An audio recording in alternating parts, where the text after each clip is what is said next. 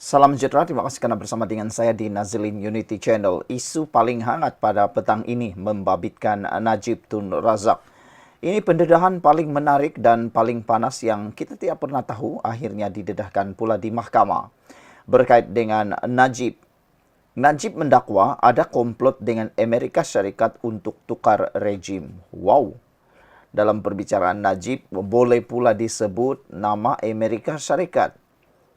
Betapa hebatnya Najib sehingga Amerika Syarikat pun dipetik di dalam perbicaraan itu. Apa kaitan Amerika Syarikat dalam perbicaraan Najib berhubung dengan skandal 1MDB? Jom kita lihat. Najib Abdul Razak mendakwa Amerika Syarikat bawah pimpinan Demokrat sebelum ini bekerja sama dengan pembangkang Malaysia ketika itu untuk melaksanakan pertukaran rejim ketika dia menjadi Perdana Menteri.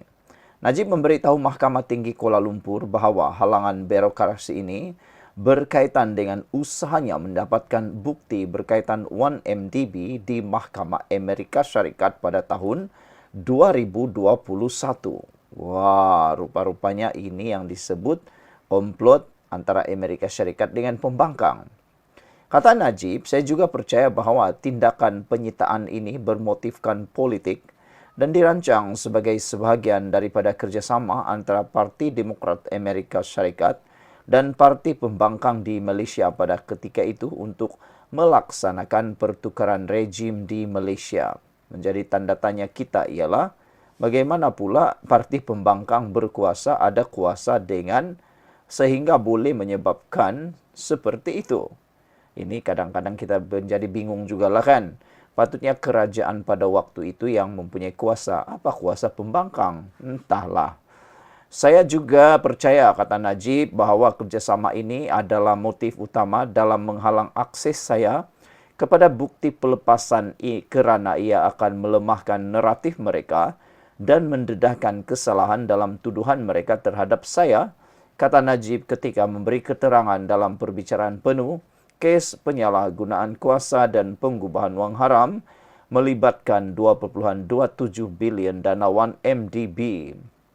Jumaat lalu, Najib memberi keterangan di Mahkamah Jenayah Malaysia bahawa Jabatan Kehakiman Amerika Syarikat DOJ yang bermotifkan politik menghalang usahanya mendapatkan bukti berkaitan 1MDB. Dia juga mencadangkan bahawa dia mungkin boleh mendapatkan bukti tersebut selepas Donald Trump menjadi Presiden Amerika Syarikat yang baru. Bukti akan membersihkan nama saya, kata Najib. Najib memberitahu hakim perbicaraan Colin Lawrence Square bahawa halangan oleh Amerika Syarikat terhadap usaha mendapatkan bukti telah merugikan pembelaannya dalam kes 1MDB. Tanpa bukti pelepasan, saya terpaksa menghadapi pendakwaan di Malaysia dengan tangan terikat, kata Najib lagi.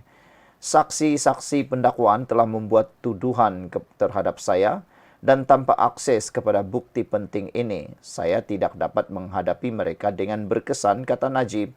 Saya berpendapat bahawa DOJ begitu melindungi bukti pelepasan ini kerana ia pastinya begitu bermanfaat kepada saya, sehingga ia secara langsung dapat menolak tuduhan liar yang dikemukakan dalam tindakan penyitaan sivil mereka, termasuk tindakan penyitaan sivil DOJ yang difailkan pada tahun 2016 dalam kes United States of America menentang Wolf of Wall Street Motion Picture, kata Najib.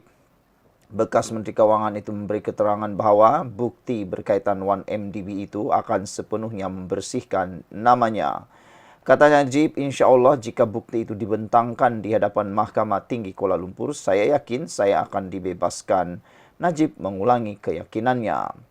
Pertuduhan salah guna kuasa pengubahan wang haram pada 30 Oktober, Mahkamah Tinggi Kuala Lumpur memerintahkan Najib untuk membela diri atas 4 pertuduhan penyalahgunaan kuasa dan 21 pertuduhan pengubahan wang haram melibatkan dana RM2.27 bilion daripada 1MDB. Hakim Syukera memutuskan bahawa pihak pendakwaan berjaya membuktikan kes prima facie terhadap Najib melibatkan syarikat milik penuh Menteri Keuangan diperbadankan. Hakim itu juga memutuskan bahawa Najib perlu menjawab pertuduhan tersebut berdasarkan kekuatan pelbagai keterangan 50 saksi semasa peringkat pendakwaan yang berlangsung selama 6 tahun sejak perbicaraan bermula pada tahun 2019. Najib pertama kali didakwa pada tahun 2018. Najib kini menjalani hukuman penjara 6 tahun berhubung kes penyalahgunaan kuasa melibatkan dana RM42 juta daripada SRC International Syarikat Anak milik Syarikat 1MDB. Saudara, apabila komen anda untuk isu kali ini? Ada beberapa komen daripada netizen untuk isu ini melibatkan Najib Tun Razak. Black Zebra 5223 kata, macam cerita bohong budak-budak, orang Malaysia dah maju dan adalah e-media, bukan tengok portal kerajaan atau parti UMNO saja, katanya. Salah semua orang dalam dan luar negara cakap banyak satu keluarga hang patut bayar cukai. Yang hang pa hutang kat negara dan rakyat itu yang betul, kata Black Zebra. Kita tahu Najib dan anak-anaknya juga telah pun dihadapkan ke mahkamah berkait dengan hutang cukai yang tidak terbayar ataupun tunggakan cukai itu. Wan Khalid menulis, kamu bayar Trump untuk tutup kes 1MDB tapi tak jadi. Sekarang Trump balik rumah putih, kamu minta tolong lagi sebab dah bayarkan, kata Wan Khalid. Entahlah, betulkah apa yang Wan Khalid kata ini? Tak tahulah. Anak JB kata, dulu ada Arabian, sekarang ada komplot Amerika. Semua orang lain yang salah, kata anak JB. Red Parrot kata, oh my God, now he put blame on others. Dia kata, Red Parrot kata, iaitu kesalahan dalam komplot di Amerika Syarikat bersama dengan Parti Pembangkang. E1976 kata, buktikan dulu apa yang dikata itu. Jadi sekarang ini Najib bukan saja terpaksa mempertahankan diri berkait dengan kes 1MDB, tetapi beliau perlu juga membuktikan sejauh mana apa yang dia dakwa ini, iaitu ada komplot dengan Amerika Syarikat untuk tukar rejim. Makna dia kata, Najib kata, Amerika Syarikat di bawah pimpinan Demokrat sebelum ini bekerja sama dengan pembangkang Malaysia ketika itu untuk melaksanakan pertukaran rejim ketika dia menjadi Perdana Menteri. Najib memberitahu Mahkamah Tinggi Kuala Lumpur bahawa halangan birokrasi ini berkaitan dengan usahanya mendapatkan bukti berkaitan dengan 1MDB di Mahkamah Amerika Syarikat pada tahun 2021. Sekian untuk kali ini. Jangan lupa tinggalkan komen anda.